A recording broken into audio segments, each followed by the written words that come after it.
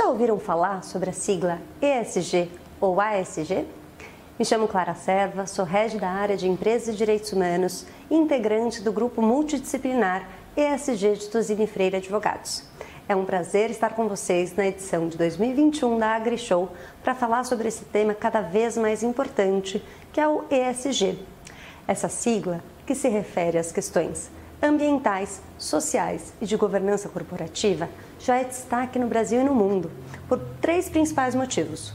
O primeiro é prevenir os riscos jurídicos e reputacionais relacionados à atividade empresarial. O segundo é por gerar visibilidade e impactos positivos. O terceiro, por atender à crescente demanda dos investidores e dos clientes, assim como os demais stakeholders. Basicamente, o ESG mostra o quanto uma empresa está comprometida com o desenvolvimento de um processo produtivo atentos à sustentabilidade socioambiental e às melhores práticas de gestão e transparência. Além de tratar dos parâmetros de boas práticas, as questões ESG estão cada vez mais previstas em leis e normas, assim como são cada vez mais objeto de ações judiciais, evidenciando um risco às empresas que não adotarem e que não estiverem atentas ou descumprirem os parâmetros ESG. Por isso, vamos discutir um pouco das tendências de cada um dos três pilares ESG. O pilar ambiental não é novo. Ele tem uma ampla legislação no Brasil prevista em leis federais, estaduais e municipais.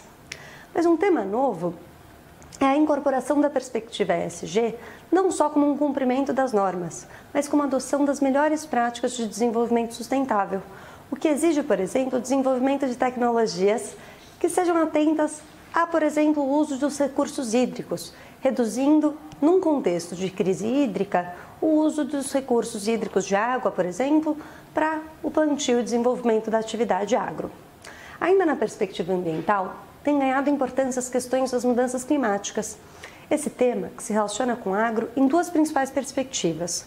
A primeira é com um impacto direto nas atividades, ou seja, as mudanças climáticas geram uma imprevisibilidade dos eventos naturais, o que exige do agro uma adaptação e uma adequação a um cenário de imprevisibilidade e insegurança, impactando diretamente os resultados do setor.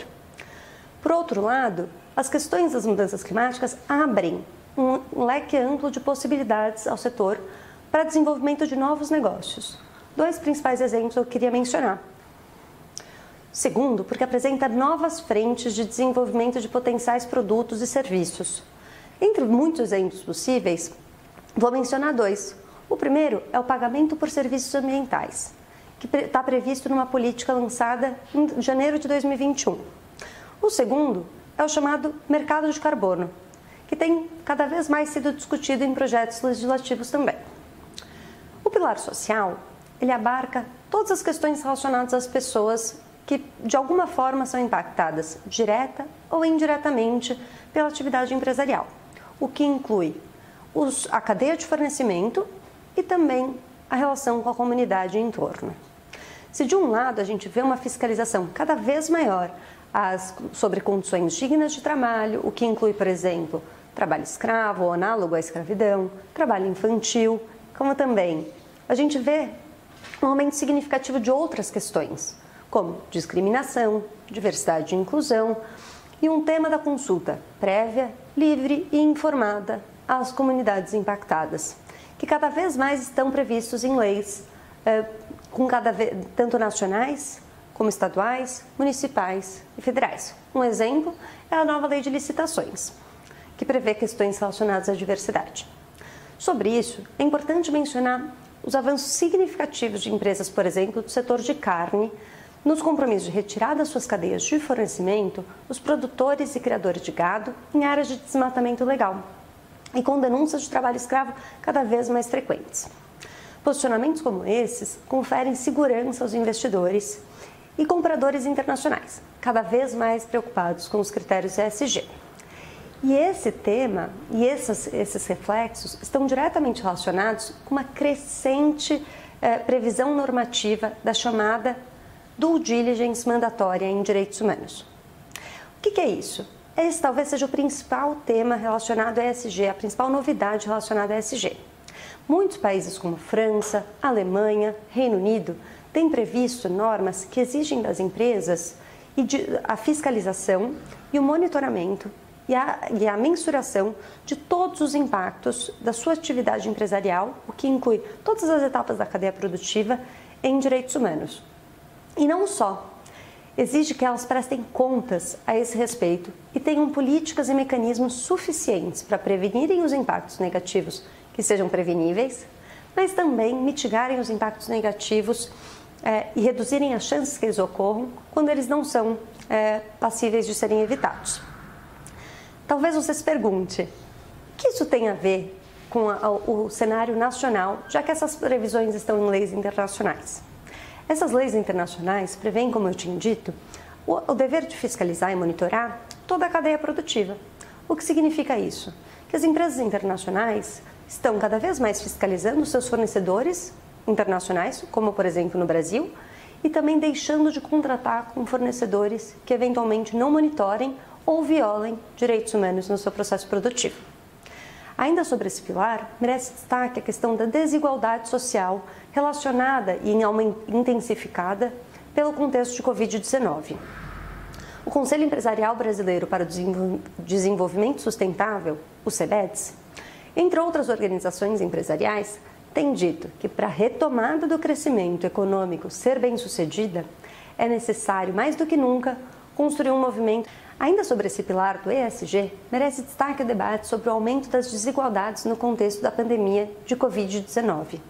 O Conselho Empresarial Brasileiro para o Desenvolvimento Sustentável, CEBEDS, entre outras organizações empresariais, tem dito que, para a retomada do crescimento econômico ser verdadeiramente bem-sucedida, mais do que nunca é importante construir um modelo de desenvolvimento sustentável que incorpore o impacto social aos seus resultados, comprometido com a melhora na qualidade de vida das pessoas. Com relação à governança corporativa, essa engloba uma organização dos processos de administração e da estrutura de tomada de decisões de uma empresa, além da transparência sobre o que está sendo feito e sobre os resultados. No setor, há um grande desafio para a implementação dos processos de governança corporativa nas pequenas e médias empresas. No entanto, a presença cada vez maior das empresas do agro no mercado financeiro impõe a incorporação de critérios de governança a toda a sua cadeia produtiva. No setor, há um grande desafio para a implementação dos processos de governança nos pequenos e médios produtores.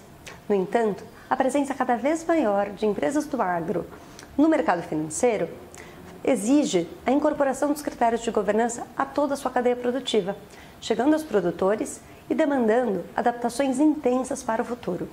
Vemos cada vez mais, por exemplo, também o mercado financeiro olhando para a questão dos investimentos sustentáveis, de impacto e socioambientais. Quanto aos impactos e reflexos do ESG no mercado financeiro, temos, de um lado, uma tendência cada vez maior a regulamentações relacionadas ao tema, e nesse ponto dou dois exemplos principais, que são, em 2021, a abertura de uma consulta pública pela CVM para revisão da Instrução Normativa 480 e, de outro lado, a publicação, em setembro desse ano, pelo Banco Central, da Resolução 140, ambos tratando de questões ambientais, sociais e de governança corporativa.